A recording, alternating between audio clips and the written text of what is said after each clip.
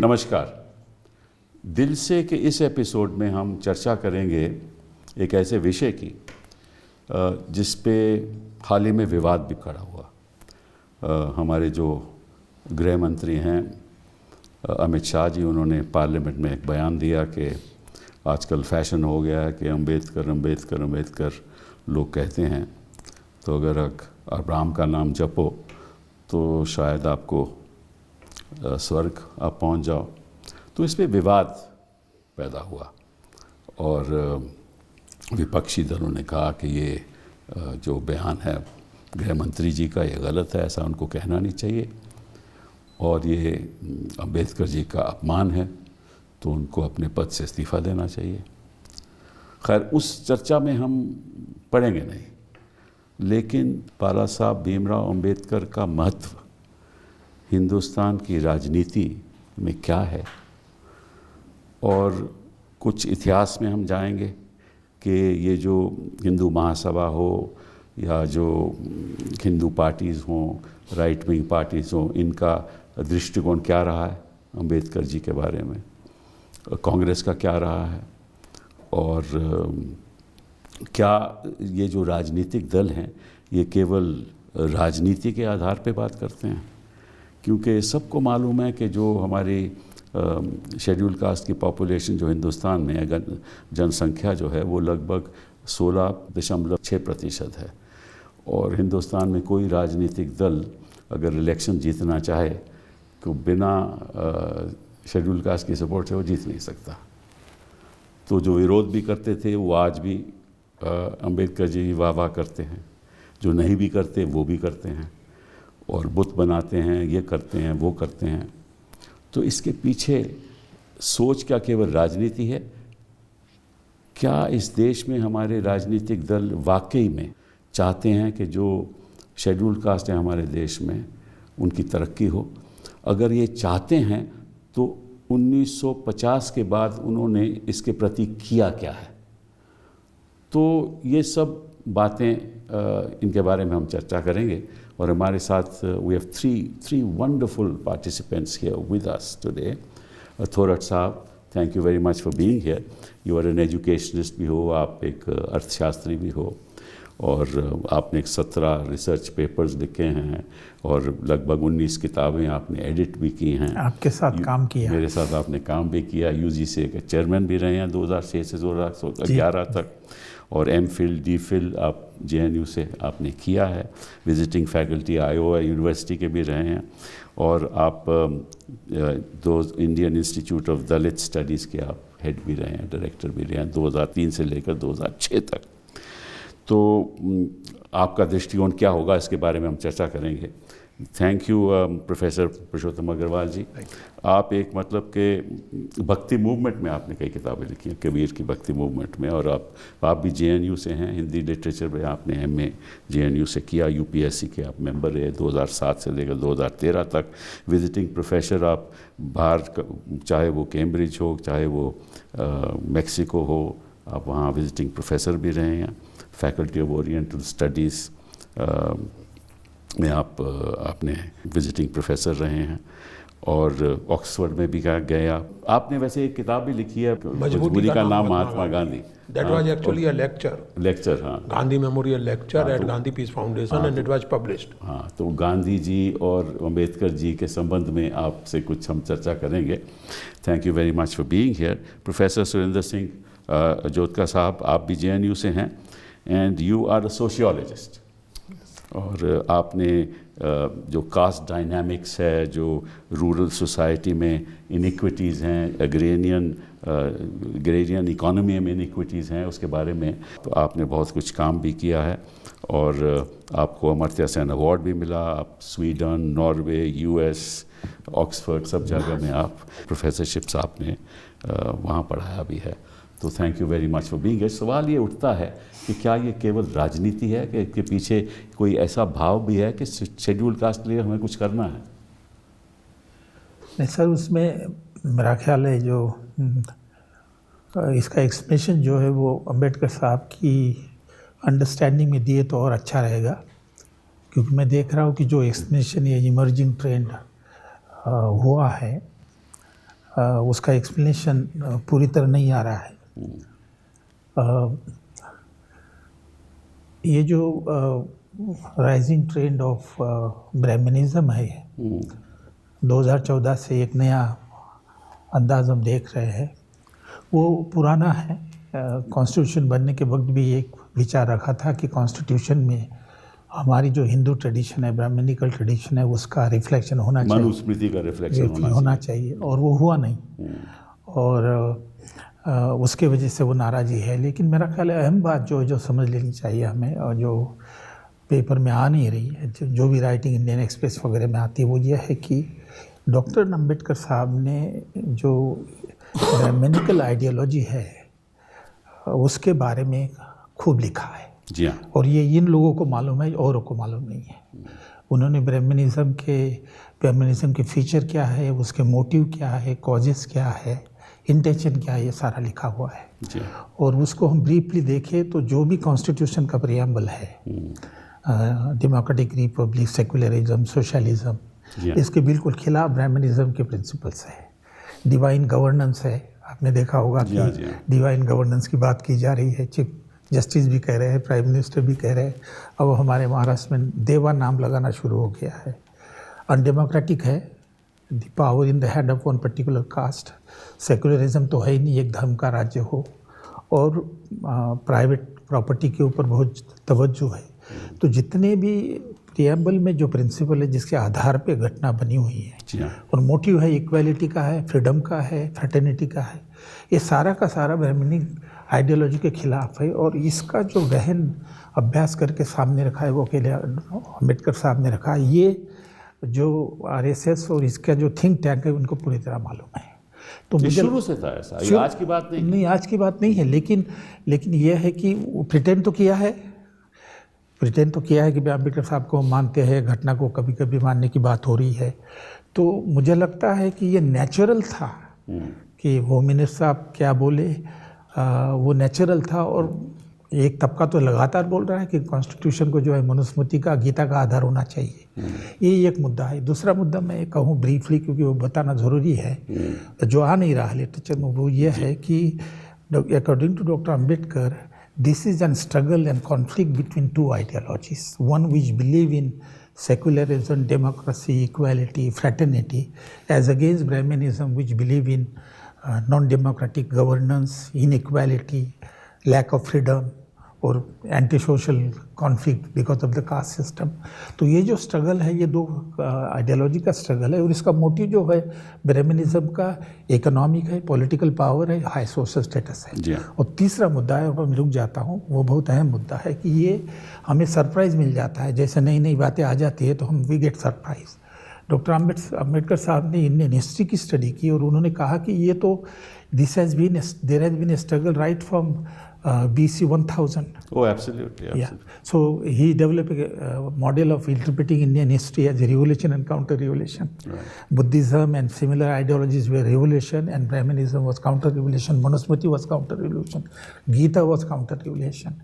As late as 1944, Ambedkar साहब ने मद्रास में कहा था कि this is a time of counter-revolution where Manusmriti and Gita will be preached for laying down. Hinduism का तो वर्ड इस्तेमाल किया है उन्होंने, लेकिन मैं कह दूँ कि there is nothing like Hinduism as an ideology. The core ideology Brahmanism, उसकी रिलीजियस आइडियोलॉजी है, उसकी social ideology in terms of नाम पे भी उन्होंने चर्चा की। तो ये हिंदू के नाम पे वो फ़ायदा उठा रहे हैं, क्योंकि हिंदुज़म में तो सारा एग्रीगेशन है। करेक्ट। जैन भी है, उसमें सिख भी है, बुद्धिज़्म भी है, और ब्राह्मणिज्म भी है।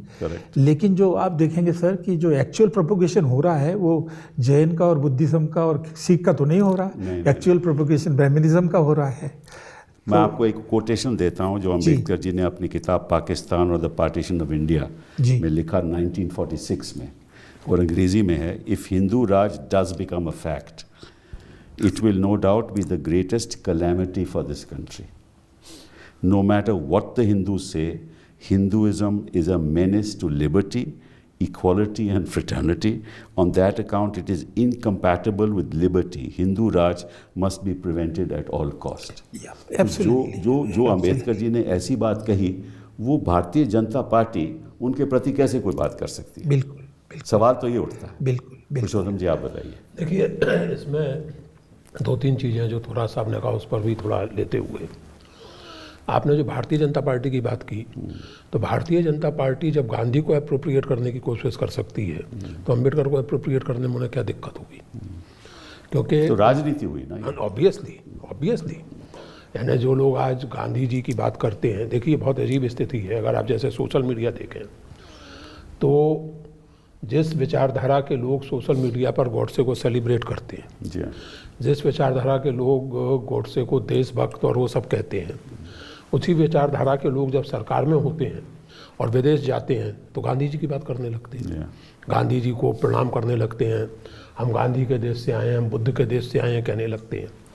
तो ये एक एप्रोप्रिएशन की ज़रूरत महसूस की गई और उसका कारण ये था गांधी जी के केस में कि नेहरू की आलोचना आप कर सकते हैं, सब कर सकते हैं, लेकिन गांधी जी अपनी शहादत के कारण और जो एक पूरा उन्होंने परसोना अख्तियार किया हिंदुस्तान के इतिहास में, उसके कारण उनको रिजेक्ट करना, यानी एकेडमिक बात अलग है, एकेडमिक रूप से आप बात कर सकते हैं, बहस कर सकते हैं, लेकिन किसी भी पॉलिटिकल व्यक्ति के लिए गांधी जी को रिजेक्ट करना बड़ा मुश्किल हो गया। जी हाँ।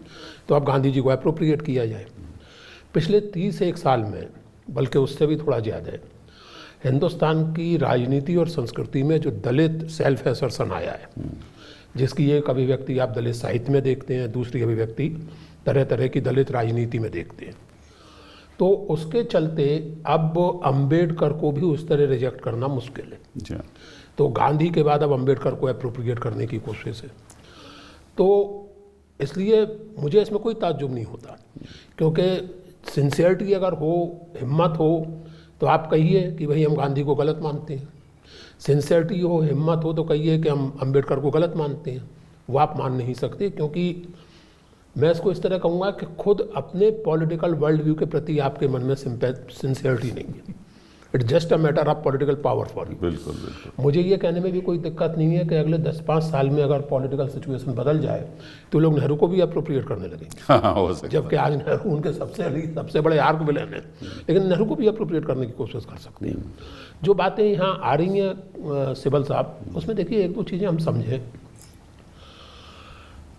कि मैं ये मानता हूँ कि अंबेडकर एक ऐतिहासिक व्यक्ति के रूप में, एक हिस्टोरिकल पर्सनालिटी के रूप में और एक मेटाफर या एक सिंबल के रूप में हमें थोड़ा अलग करना चाहिए। As a historical personality, one may agree with Ambedkar on many things, one may evaluate Ambedkar in many ways and contradictory ways, but as a symbol, as a metaphor of not only of Dalits but of basically I would say of anybody who is individually or collectively marginalized. Yeah, बिल्कुल। The symbol of that struggle not only for power but I would say self-respect. Right.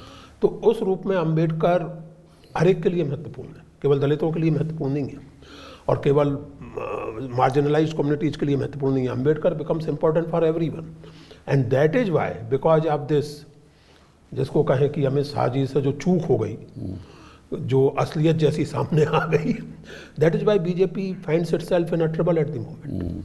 क्योंकि सवाल ये नहीं है कि आपने क्या कहा कि अंबेडकर, बात सही है, अंबेडकर का नाम लेने से क्या है, भगवान का नाम लेंगे तो स्वर्ग पहुंचेंगे, सही बात है। सवाल ये कि जिस लहजे में आपने कहा, वो लहजा जो था, जो एक जिसको कहते हैं डिसमिसिव लहजा, बल्कि उससे भी अधिक लोगों को आपको याद होगा अरुण शौरी ने किताब भी लिखी थी, क्या था, वर्शिपिंग फॉल्स गॉड्स। तो अब उस समय वो बीजेपी में थे, उन्होंने भाषण दिया था, बिल्कुल दिया था, वो पुणे में शायद सभा, राज्यसभा हंगामा भी हुआ था, राज्यसभा में भी बात कही थी उन्होंने और उस किताब को जम के प्रमोट किया गया था। अब आजकल उस किताब को उसी तरह लगभग गायब किया जाता है जैसे वी आर अवर नेशनहुड को गायब किया जाता है। वो फिर भी जो दलित लोग हैं फिर भी बीजेपी को वोट देते हैं। देखिए मैं ये भी आप देख रहे हैं, ये सर ये इतिहास के बावजूद ये जो अर्ली आरएसएस ने अर्ली पीरियड में, ये 10 साल के बाद उनको पता चला कि ब्राह्मण की पॉपुलेशन बड़ी मुश्किल से 3-4% है, unless they win over OBC and Dalit. So they have develop a strategy to win over the OBCs and the Dalit. They set up 40 organizations. As of today, there are 42 organizations of RSS. तो पूरी राजनीति है इसमें, कोई दलितों से या अम्बेडकर जी से कोई वो नहीं है। एक बात कहूँ कपिल साहब, इसमें देखिए दलित का तो उतना साफ तौर से नहीं कह सकते हम, लेकिन जहाँ तक ओबीसी का सवाल है, हमें ये मानना चाहिए कि पिछले 10 साल में नहीं बल्कि उसके पहले से भी बीजेपी ने उनमें पहुँच बनाई है। बिल्कुल। और अगर आप पॉलिटिकल सेंस में ओबीसी एम्पावरमेंट की बात करें तो दिस इज अ फैक्ट कि if I am not wrong तो मध्य प्रदेश में पहला ओबीसी चीफ मिनिस्टर बीजेपी ने दिया, उत्तर प्रदेश में पहला ओबीसी चीफ मिनिस्टर बीजेपी ने दिया, और आज तो वो ये दावा करते हैं कि हिंदुस्तान को पहला ओबीसी प्राइम मिनिस्टर भी हमने ही दिया है।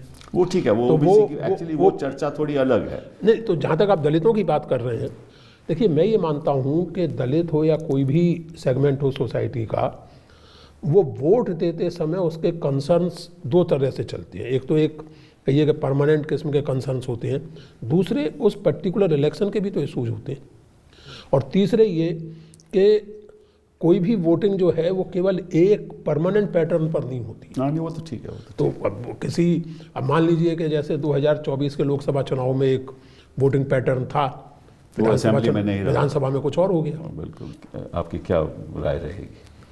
मेरा जो काइंड ऑफ इंस्टिंक्टिव फीलिंग है कि ये जो अमित शाह जी ने कहा है वो चूक नहीं है। अच्छा। तो वो जानबूझ के कहा गया है, उसका एक पॉलिटिकल कॉन्टेक्स्ट है, तो उस पे आने के लिए मेरे को 2 मिनट दीजिएगा। जी हाँ। तो जब हम अंबेडकर की बात करते हैं तो I think one also has to look at the history of contemporary India, और उसमें क्या क्या इंटरनल चर्निंग्स हो रही हैं। और देखिए 1980 के दहाके तक इंडिया में कोई ऑटोनमस दलित पॉलिटिक्स काफ़ी इनसिग्निफिकेंट सी थी। तो होता क्या है कि 1947 के बाद जब देश आज़ाद होता है, रिजर्वेशन लगती है, रिजर्वेशन एक्सपैंड होती है शेड्यूल्ड कास्ट के लिए, by 1980s we have a kind of Dalit middle class. और उसका बिल्कुल क्लियर रिफ्लेक्शन आता है कांशीराम में। और कांशीराम जो है वो पंजाब से निकल के पूना जाता है, पूना में जाके वो बामसेफ बनाता है। जो ऑफिस जो है सरकारी दफ्तर है, उसकी एक बड़ी क्रिटिकल सिग्निफिकेंस है। वो सरकारी दफ्तर से एक नए तरह से कास्ट का आर्टिकुलेशन होना शुरू होता है, और वो जो सरकारी अफसर है उसको कांशीराम गालियाँ भी निकालता है कि तुम लोग एकदम से चमचे बन गए, तुम तो दलाल बन गए, अगर तुम्हें कुछ अपनी डिग्निटी है, अपनी कम्युनिटी के बारे में है तो यू शुड पे बैक। और उस टाइम पे देखिए पैरेलली जो है 1990 के दहाके में, आज अखबार उठा के देख लीजिए, गांधी, नेहरू, टैगोर, पटेल, वो सब लोगों के बारे में फ्यूचर की कोई बात नहीं करता, कम हिस्ट्री की होता बात है।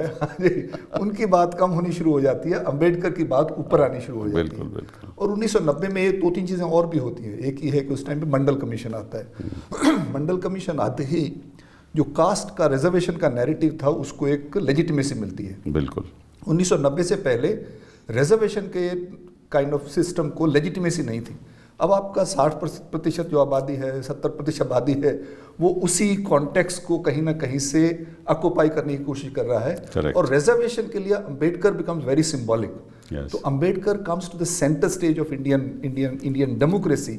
और जो इन्होंने बात की है कि वो भी एक 2 लेवल पे उसकी लेजिटिमेसी आती है। एक तो ये है कि सब लोग जो डेमोक्रेसी के बारे में सोचना चाहते हैं, रिपब्लिकनिज्म के बारे में सोचना चाहते हैं, Ambedkar is the ideal. Gandhi में नहीं है वो, नेहरू में थोड़ा है, लेकिन अंबेडकर बड़ा सिग्निफिकेंट है।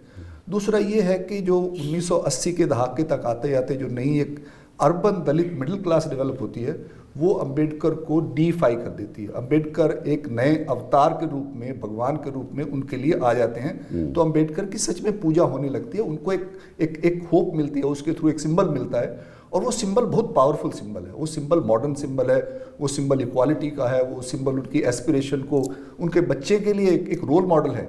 कई सारे देखे हमने स्टूडेंट, सब कोई अंबेडकर बनना चाहते हैं। अंबेडकर बनने के लिए क्या करना है, आप किताबें पढ़े जाइए, पढ़े जाइए, पढ़े जाइए, पढ़े जाइए, और एक नए तरह की चेतना आती है, नए तरह के अंबेडकर पैदा होते हैं पूरे देश में अलग अलग तरीके से। तो अंबेडकर की बात करने वाले मोस्टली दलित हैं, लेकिन लोअर ओबीसी से भी आ जाते हैं। खासतौर पर जो मध्यम वर्ग की इंटेलिजेंसिया है, इंटरनेशनली जो अंबेडकर की पहुंच निकलती है, जो जिस तरह से अंबेडकर के नाम पे आप बहुत कुछ कर सकते हैं। और ह्यूमन राइट्स की जैसे बात आती है, नए तरह से यूएन एजेंसी जब वो राइट बेस्ड अप्रोच की बात करने लगते हैं, तो इंडिया में आते हैं तो उनको अंबेडकर ही एक मिलता है जो कि मार्जिन्स की बात कर रहा है, जो इंक्लूजन की बात कर रहा है। जैसे IIDS शुरू किया था, उसमें अंबेडकर बहुत सिग्निफिकेंट था। It was very easy to talk about caste after 1990s. Before 1990s, caste was traditional structure of Indian society. After 1990s, caste becomes a site of social exclusion. जो दूसरी बात जो है वो जो मैं पहले कह रहा था कि इसमें एक कोई गलती से नहीं हुआ ये। अच्छा। वो ये है कि आपको ये जो अमित शाह जी ने कहा है, जो कास्ट का जो इंटरनल डायनामिक्स है, मैं फील्ड में काम करता हूँ, मैं फील्ड वर्क करता हूँ, लोकल लेवल पे जाके देखिए, एक तो कोई इस तरह का हमारा कास्ट सिस्टम नहीं है जिस तरह का हम सोचते हैं कि भाई ये वर्णा व्यवस्था है और उसमें कुछ अनटचेबल्स हैं तो वो एक जाति है और ब्राह्मण दूसरी जाति है। तो अभी थोड़े दिन पहले जो वो जजमेंट आया था सुप्रीम कोर्ट का सब क्लासिफिकेशन का, उसके साथ जोड़ के देखना बड़ा ज़रूरी है।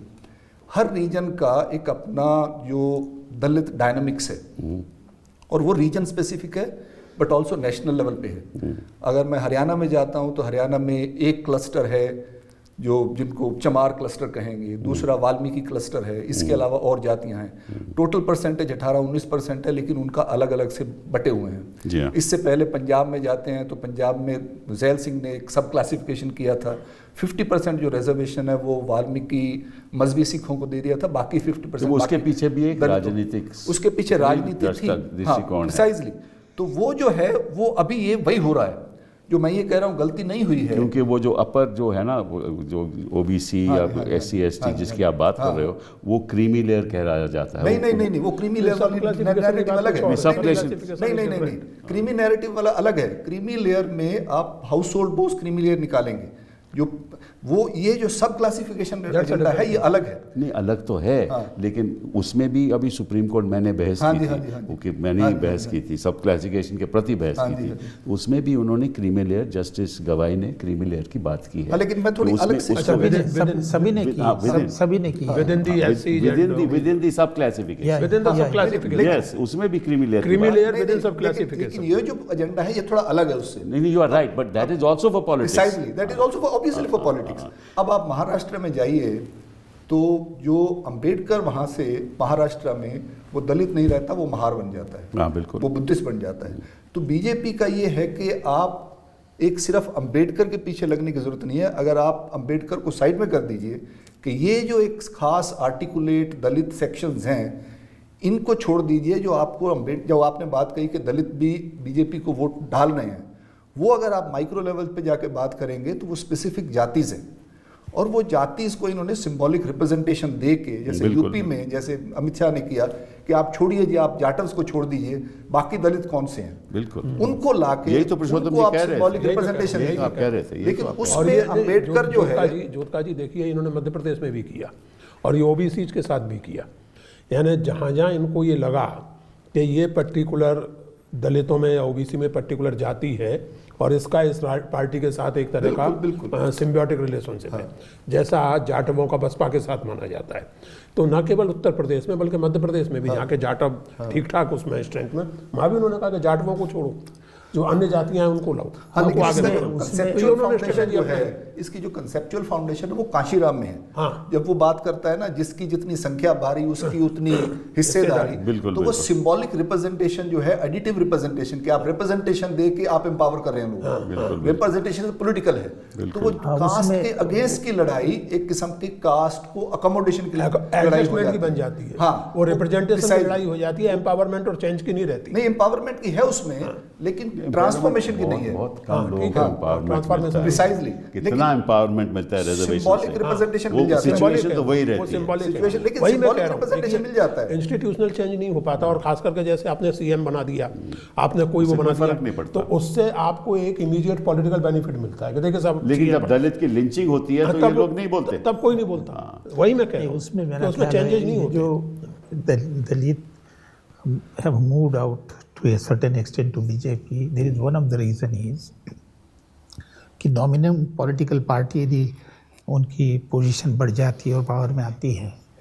तो जो हमारी मेथड ऑफ इलेक्शन है रिजर्व कॉन्स्टिट्यूंसी में, जहाँ शेड्यूल कास्ट को दोनों वोट देते हैं, हाई कास्ट और शेड्यूल कास्ट, और basically it is high cast being in majority, they decide which schedule caste should be elected from that. तो यदि बीजेपी डोमिनेंट पोजीशन में है तो बीजेपी उन दलितों को चुन के लाएगा जो उनके फेवर में है, और कांग्रेस जब थी तो कांग्रेस चुन के लाएगा। जो इंडिपेंडेंट दलित का जो है वो तो चुन के आता नहीं है। यदि कांशीराम का भी एग्जाम्पल लिया जाए तो आपने देखा होगा कि he had to finally join hand with BJP.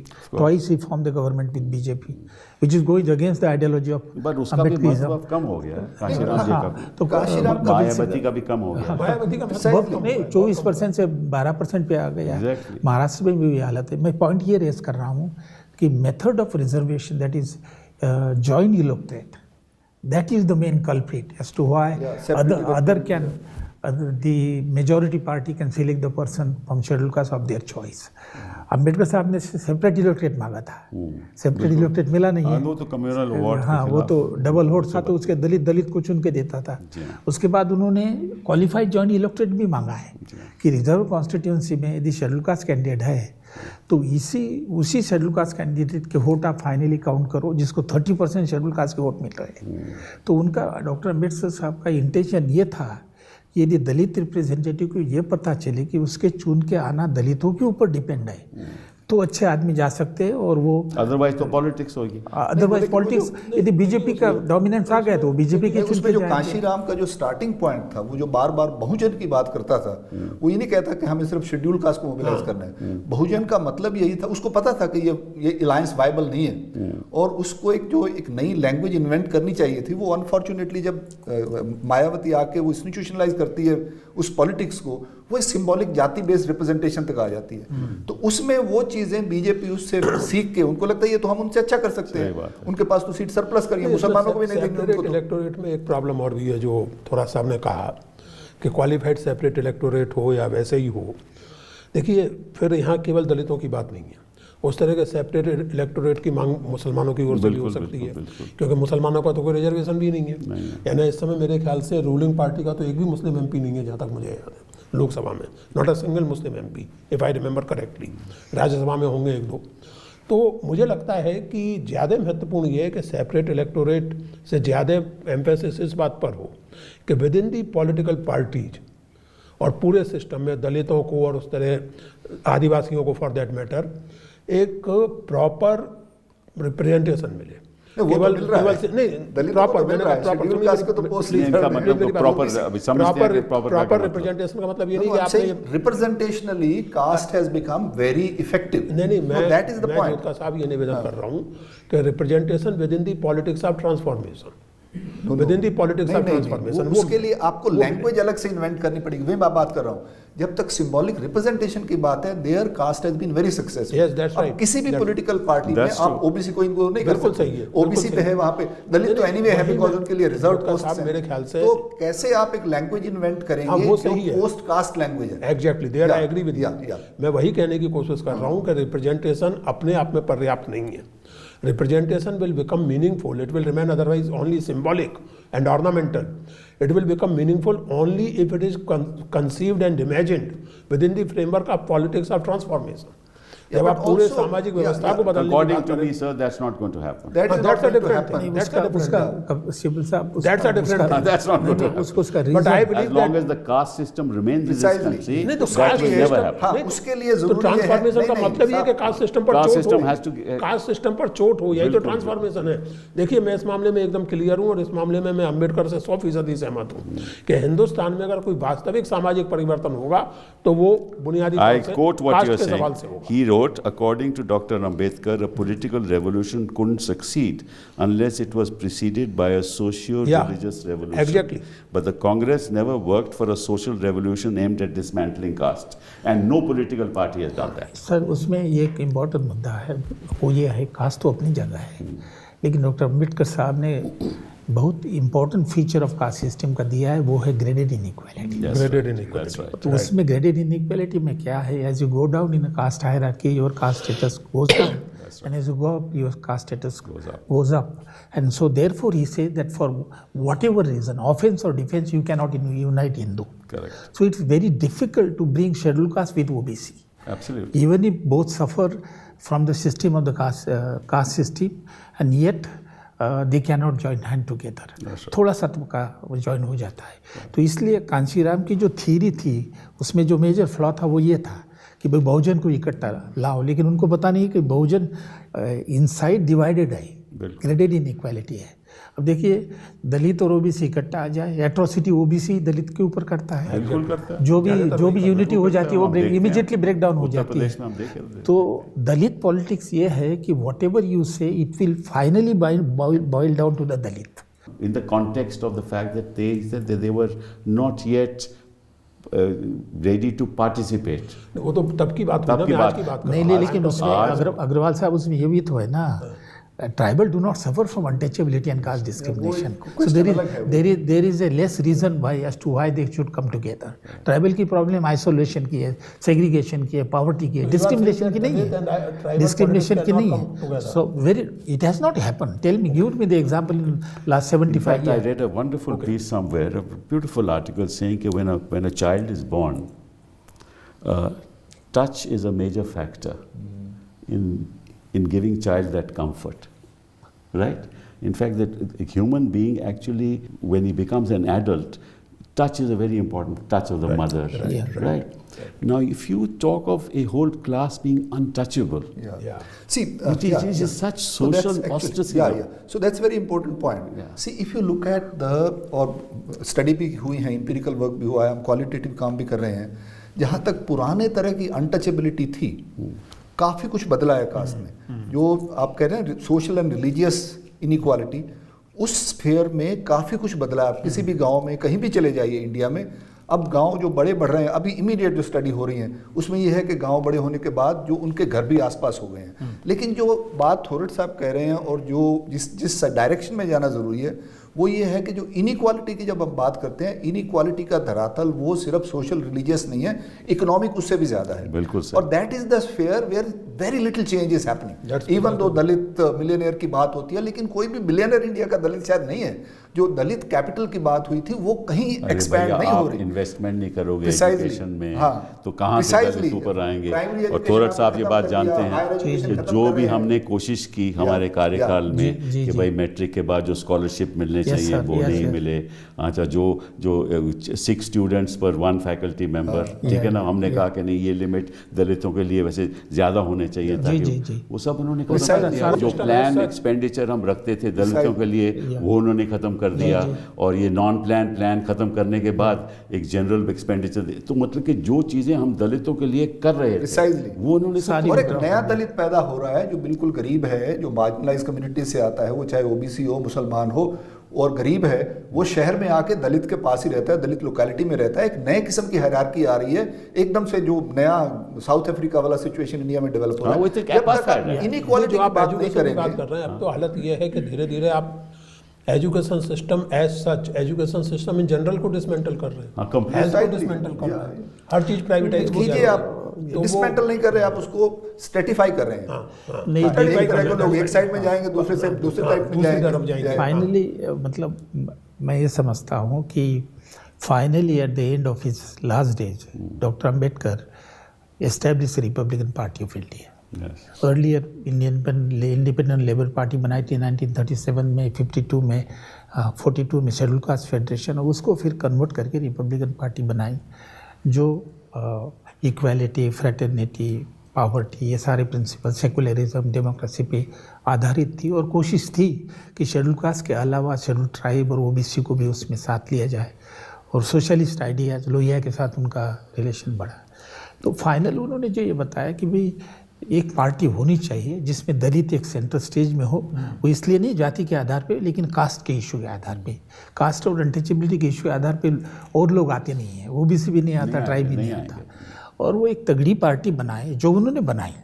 मतलब इंडिपेंडेंट लेबर पार्टी को 13 एमएलए की सीट मिली थी, और 1962 के इलेक्शन में Republican party of India was the 3rd largest party after the Congress. तो उनका फाइनल सॉल्यूशन ये था कि भाई ये पार्टी हो और पॉलिटिकल अलायंस सिमिलर आइडियोलॉजी के पार्टी के साथ करें।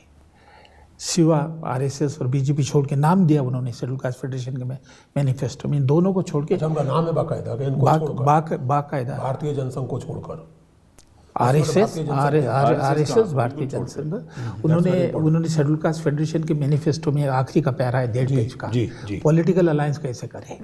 तो मेरा ख्याल है आखिरी में उनका ये था कि whatever you say the political party of Dalit will remain confined to Dalit with some support, but you must be in power and the only way is to have a political alliance with those party which are of a similar view.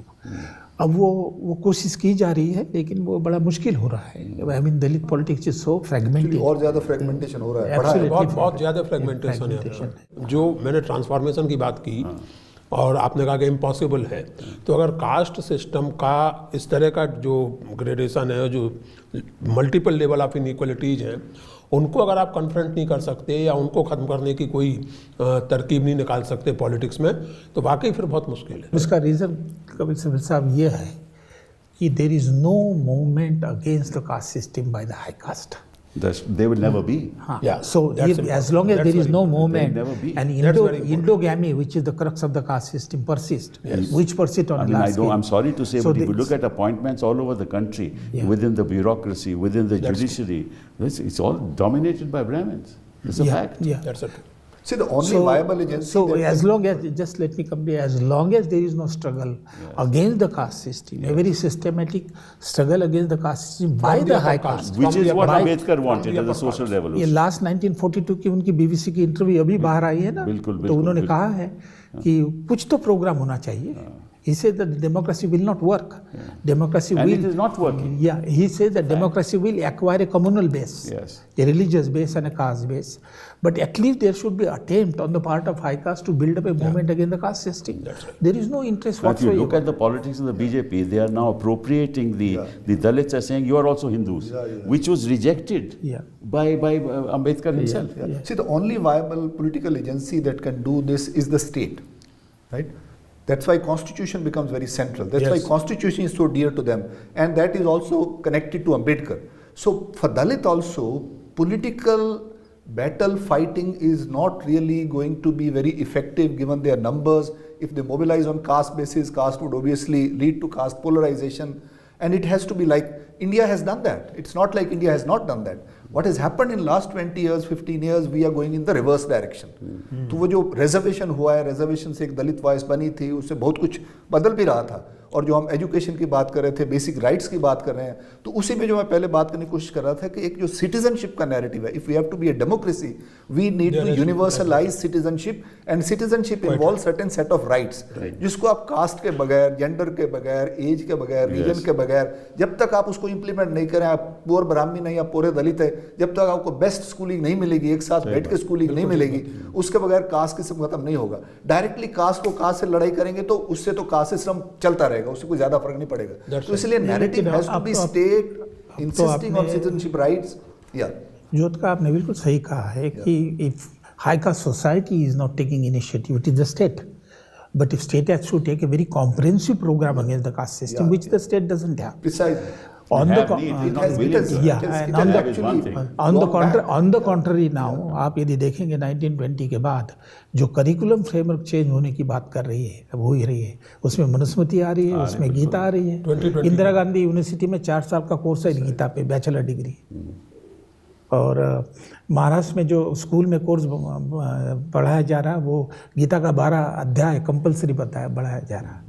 तो ये फिर education जो एक source of secularism का है, anti cast attitude निर्माण करने का है, वो बिल्कुल उल्टा दिशा में जा रहा है. इसीलिए तो अम्बेडकर को मार्जिनलाइज करना जरूरी हो जाता है. That's what I am saying, it is strategic, it is not mistake.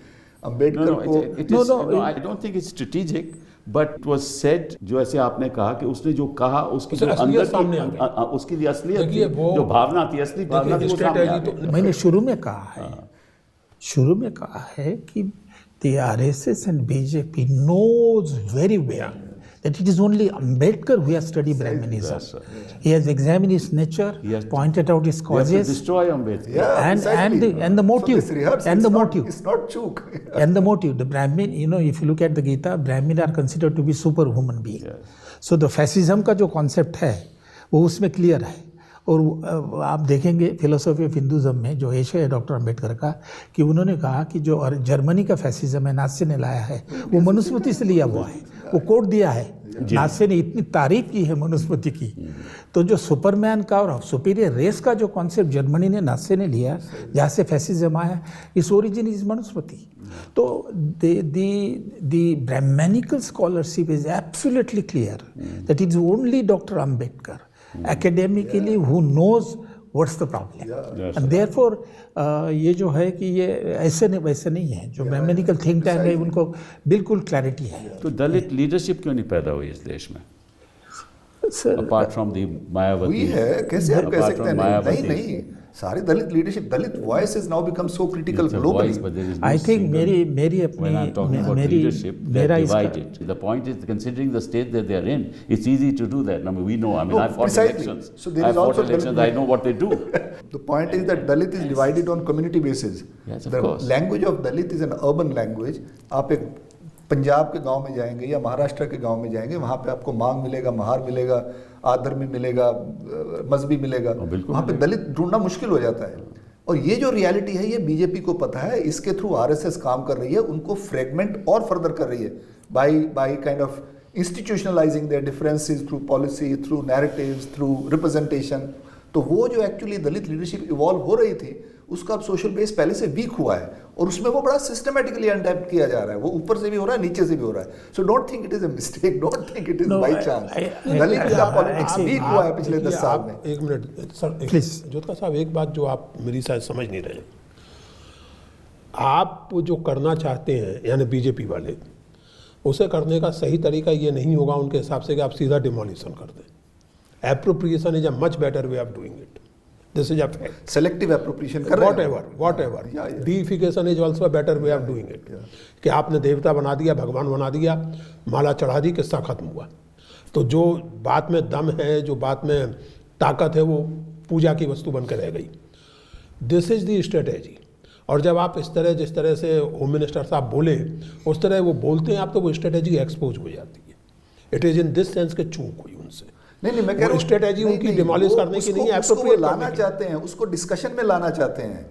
ये एक्सपोज नहीं हुई, इसमें एक उसको डिस्कशन का टॉपिक बनाना चाहते देखिए, हैं। जोत का सवाल यह है कि दलितों की पॉलिटिकल पार्टी शुरू कहाँ हुई? महाराष्ट्र में हुई, इंडिपेंडेंट लेबर पार्टी हुई, 13 एमएलए की सीट मिली, फिर शेड्यूल कास्ट फेडरेशन बनी 42 में, फिर आरपीआई बनी। RPI became almost third largest party और second largest party in 62 election. Why is it that the Dalit political party in Maharashtra has collapsed and fragmented? Yes, I think among many That's a other very important reasons, one of the reason is that they have not been able to let down the ideology of the party. What economic system they want, what political system they want, they know what social system they want. But integrated ideology जो political system को party को जरूरी होती है वो नहीं कर पाए। वो 52 में उन्होंने मैनिफेस्टो लिखा, उसके बाद कुछ नहीं है।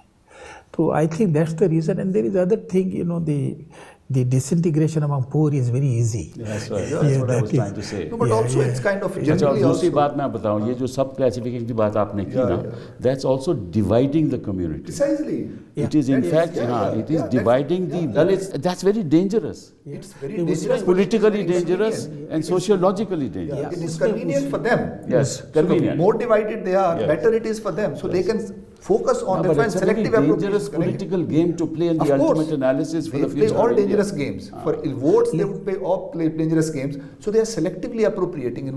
In UP, they'll target Valmiki. That's right. They'll leave Jatov for BSP. That's correct. They'll leave Jatov partly for Congress. उनको पता हम वाल्मीकि को कंसोलिडेट करेंगे, वो तो दिल्ली में हमारा भी यही है, 30%। दिल्ली में दिल्ली भी में भी यही यही है, है, पंजाब में दिल्ली भी में हर जगह पे यही कर रहे हैं। नहीं, उसका जोत का ये समझ लेना चाहिए। एक तो ये है कि with in the schedule caste जो लेस अनटचेबल है उसको इग्नोर किया है और वो इजीली ससेप्टेबल है। अब आप देखेंगे, वाल्मीकि तो मोर अनटचेबल है। नहीं, वाल्मीकि का एक्सेप्शन कर रहे हैं, वो leadership level वाल्मीकि पे का वो एक्सेप्शन करते है, हैं। लेकिन आप बाकी की सारी सबका देख लीजिए ना, हिंदुत्वाइजेशन देख लीजिए कि प्रेसिडेंट कौन है, वो भी हो प्रेसिडेंट कौन बने हैं, हाँ। ये जो सोशल वेलफेयर मिनिस्टर कौन है, ये जो है ना धोबी खाट, ये जो नीचे वाला जो तबका है which are slightly socially better than that of Jatav और दैट ऑफ महार, ये क्लीवरेज है। They aspire to be और mainstream दूसरा Hindus. क्लीवरेज जो है वो बड़ा, दूसरा क्लीवरेज वो बड़ा इंपॉर्टेंट है कि ओनली दो schedule caste who are Ambedkar and who fight for human right, they have been targeted. They know that they cannot be win over. That is It is the the point other. I'm making, It is the other who have not been a part of the real Ambedkar movement and considered slightly superior to the other scheduled caste. To them, the BJP That has is been the over point I'm making. You during can the do last away 60. with them. That's their politics. Yeah. They are 20% of the scheduled caste, they are 30% of the scheduled caste. yeah. You can do away with them. Absolutely. Focus on Focus on non-Ambedkarites. them. Absolutely. That's why you target ये जो Ambedkar UP and में you accommodate them, bring UP them. में 22% से 12.5% अभी हुआ है, Correct. तो वो जो 12.5% है उसका कास्ट बैकग्राउंड देख लीजिए ना, सब कास्ट का, दे आर ऑल नॉन जाटो, Absolutely. they are not as much Ambedkarite as the Jatos Precisely. are. That's right. और And वो it is Ambedkar Jata who fought symbolically उनके and साथ who connection. converted to Yeah, Buddhism. yeah. So that is also there. Precisely, that's the point I'm trying. अच्छा, ये बात बताइए जी। कि if you have a system by which Dalits, there are schools and educational institutions only for Dalits.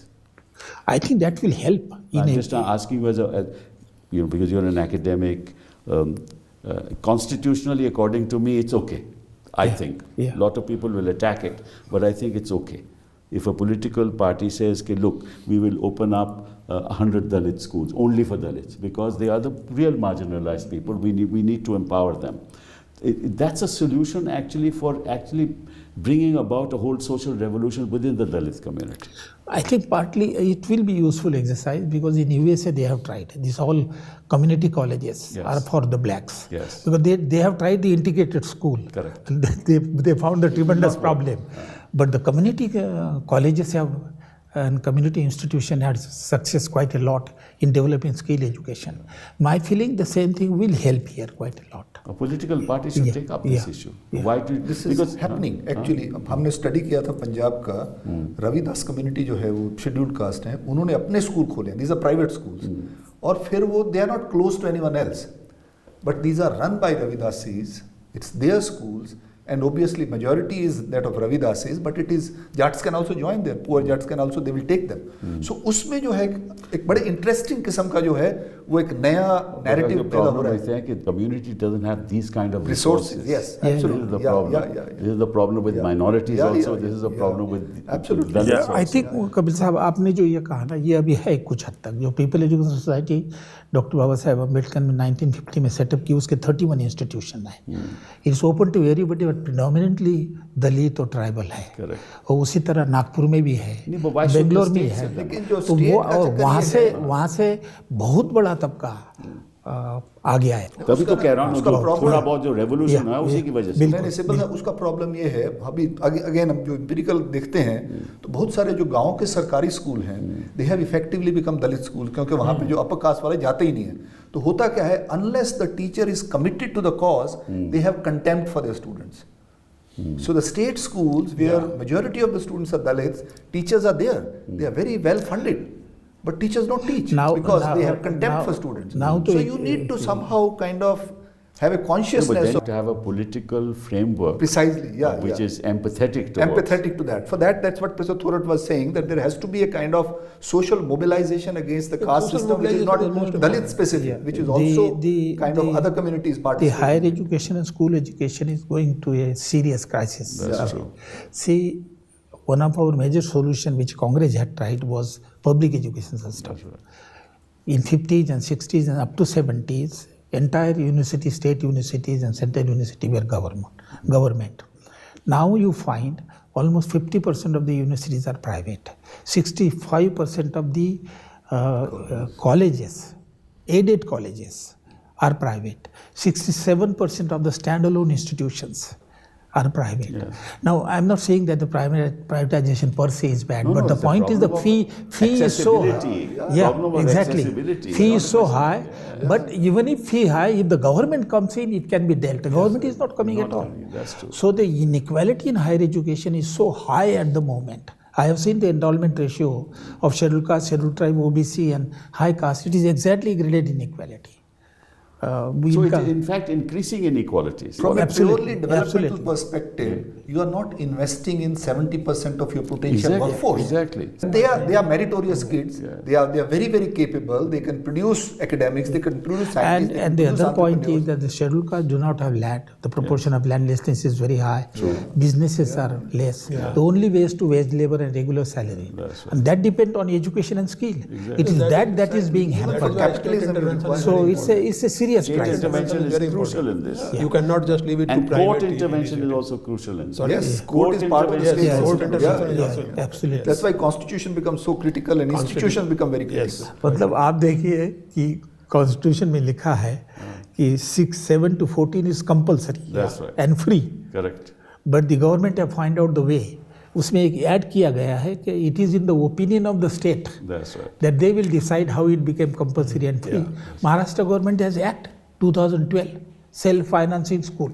Can you imagine? Which go directly against the constitution but with some provision. Same is the case with college education. Very sad. So it's a very serious crisis. I think there is a social crisis because of which there is a political crisis in this country. We are sorry to have lost a man like Manmohan Singh, quite frankly. At least you could have risen above all this and done something for the country. We need more of him people like him in this country to lead forward and really to get to be where Bharat should be, where India should be in the 21st century. Thank you very, very much for being here. Thank you very much. Thank you.